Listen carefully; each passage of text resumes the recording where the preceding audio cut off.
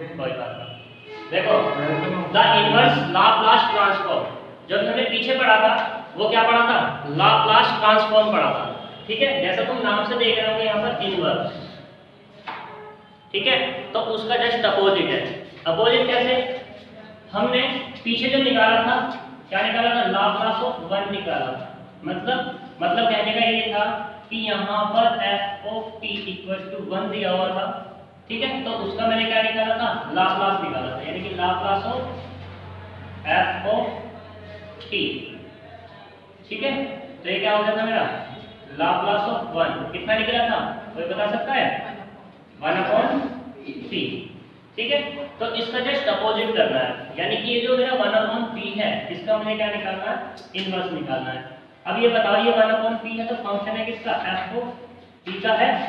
ठीक है, तो ऐसे ही मुझे क्या निकालना, लाप्लास इनवर्स निकालना है f ऑफ p का। ठीक, और f ऑफ p कितना, सपोज करो यहाँ पर लाप्लास इनवर्स निकालना है किसका, 1/p का, तो कितना आएगा निकल के यहाँ पर 1 अपोजिट जस्ट।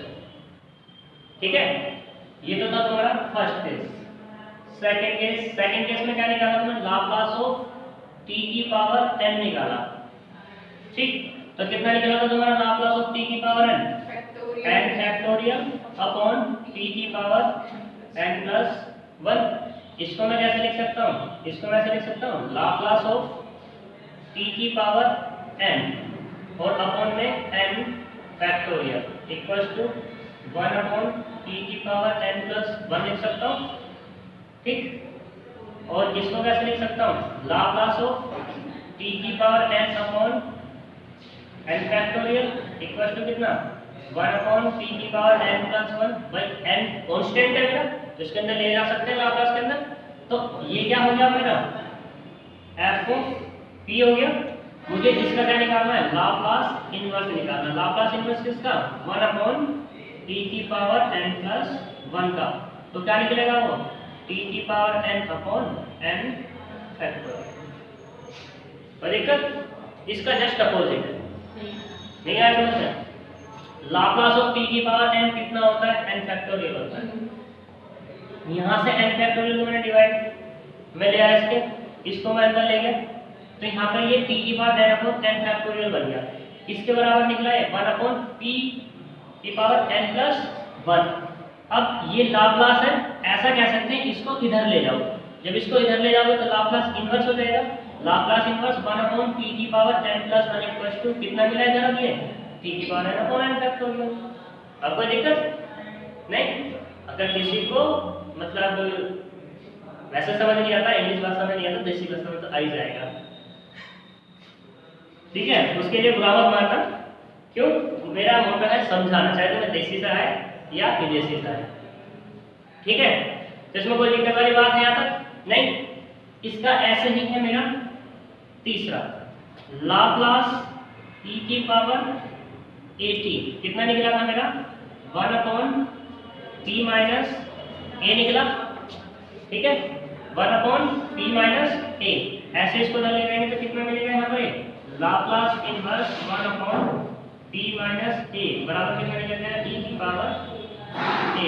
अपोजिट है बस, अगर तुम्हें पहले वाले आते हैं तो ये बहुत ईजी है। ठीक है, उसका जस्ट अपोजिट है, उसके फॉर्मूले तुम्हें याद होने चाहिए। ऐसे ही यहाँ पर क्या है, 4 में क्या था, लाप्लास साइन 80 कितना, a upon p square plus a square. कोई दिक्कत, जैसे यहाँ पर डिवाइड किया था वैसे यहाँ कर दो, Laplace of sine 80 upon a equals to, यहाँ कितना मिला, 1 upon p square plus a square. फिर से इसको अंदर ले जाएंगे तो ये कितना मिल जाएगा यहाँ पर, sine 80 upon a equals to 1 upon p square plus a square. कोई दिक्कत, लाप्लास इनवर्स निकालना है तो लाप्लास इनवर्स क्या आएगा, sine 80 upon a equals to Laplace inverse of 1 upon p square plus a square. ठीक, तो इसका मतलब क्या होगा, कि लाप्लास इनवर्स किसका निकाला मैंने 1/t² प्लस a² का, वो कितना निकलेगा sin a/, कोई दिक्कत यहाँ तक नहीं। 5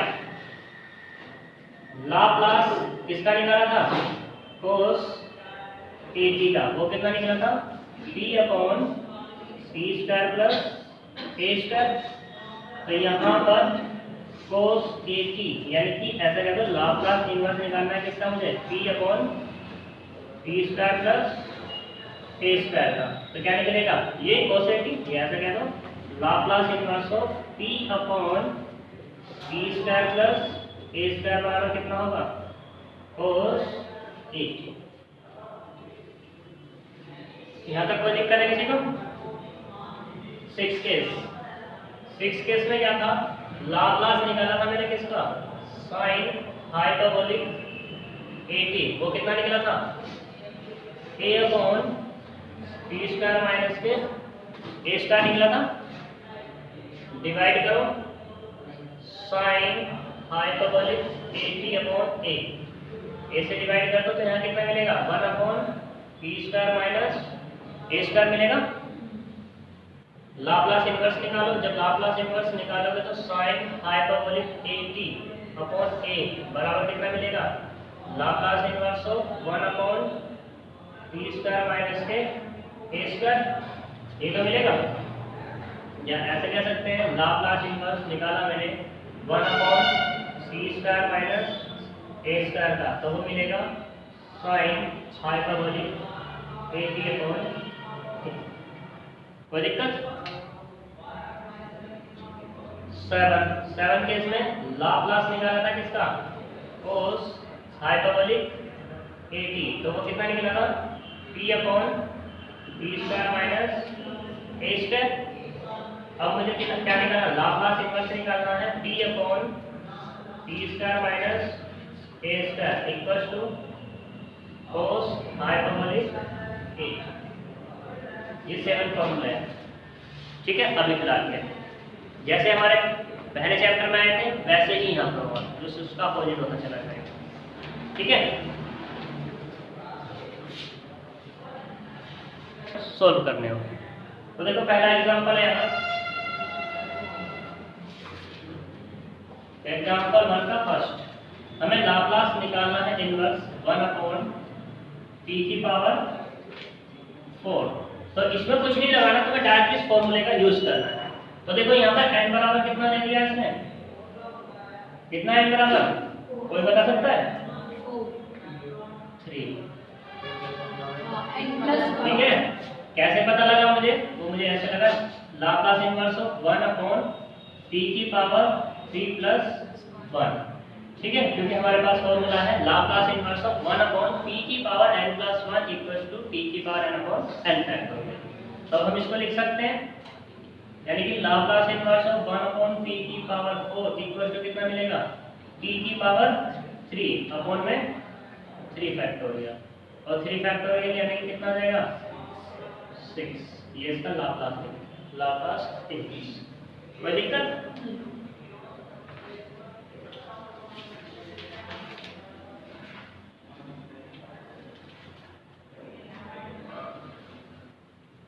दूसरा एग्जांपल देखना चाहो तो चलो क्वेश्चन देख लो। एग्जांपल तो तुम्हारे सामने क्वेश्चन नंबर 1। क्वेश्चन नंबर 1 में क्या है, लाप्लास इनवर्स किसका 4/t-2, ये बताना है, ठीक है। तो देखो लाप्लास इनवर्स 4/t-2, इसको हम कैसे लिख सकते हैं, ऐसा नहीं लिख सकते 4 बाहर, लाप्लास इनवर्स 1/t-2, और मैंने तुम्हें एक फॉर्मूला बताया था लाप्लास इनवर्स किसका 1/t-a बराबर कितना e⁴ ये तो बताया था लाप्लास इनवर्स, ठीक है। तो देखो कंपेयर करो उसके और इसके, तो यहाँ पर a बराबर कितना आ गया 2, जो हमारा जनरल फॉर्मूला है उस फॉर्मूले की इससे कंपेयर कर लो, तो 4 तो अपनी जगह होगा, तो ये कितना है e⁴ मतलब क्या जाएगा Laplace inverse 4 upon b minus 2 equal to 4 e की पावर 2। कोई दिक्कत यहाँ तक? सारे के सारे ऐसे ही हैं।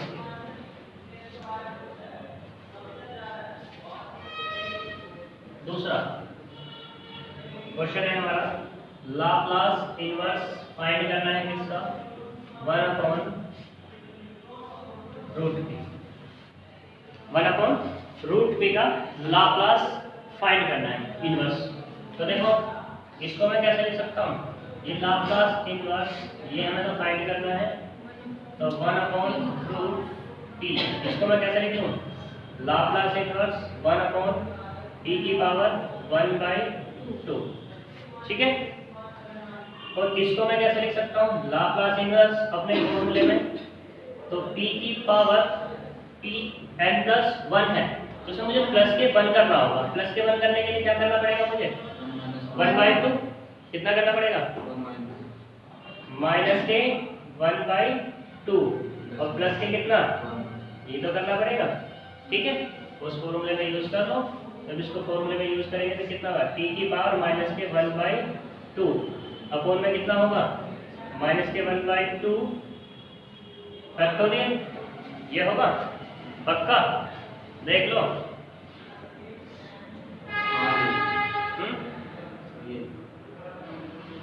सही है पूरा? ठीक है। t की पावर माइनस के 1/2 और ये माइनस के 1/2 है, और यहाँ पे एक चीज और देखो जरा t की पावर n अपन इसको क्या लिख सकता हूँ गामा की फॉर्म में? 1/2 माइनस के और प्लस के 1, ये तो लिख सकता हूँ। ठीक है, यानी कि सॉरी मैंने देख लिया n प्लस 1। सही, n का काम कौन कर रहा है यहाँ पर? माइनस के 1/2, यानी कि गामा माइनस के 1/2 और प्लस के 1 इक्वल्स टू t की पावर माइनस के 1/2 अपॉन गामा। माइनस के 1/2 प्लस के 1/2 कितना होगा? 1/2 और गामा 1/2 कितना होता है? कोई जानता है? पक्का? रूट पाई होता है। ये होता है गामा 1/2 की वैल्यू होती है रूट पाई। बेसिक अक्षर में हमने इसको प्रूव किया था। ठीक है, इंटीग्रल कैलकुलस में। तो इसको हम कैसे लिख सकते हैं? 1 अपॉन रूट t पाई। इसके बराबर आ गया है निकल के Laplace inverse of 1 upon root pi. कोई दिक्कत है किसी को? नहीं कर लो तो कभी।